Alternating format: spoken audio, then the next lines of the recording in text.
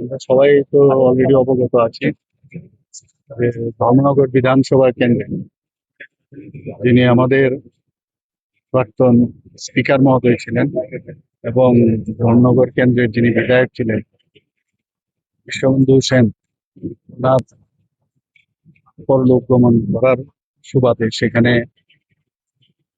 আমাদের by election হয়েছে, সবাই জানেন। সেখানে ভারতীয় জনতা পার্টির তরফ থেকে শ্রী জহর চক্রবর্তী মহোদয়কে মনোনয়ন দেওয়া হয়েছিল। উনি বিপুল ভোটে সেখানে জয়যুক্ত হয়েছেন।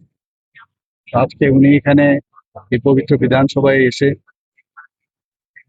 Vote taking.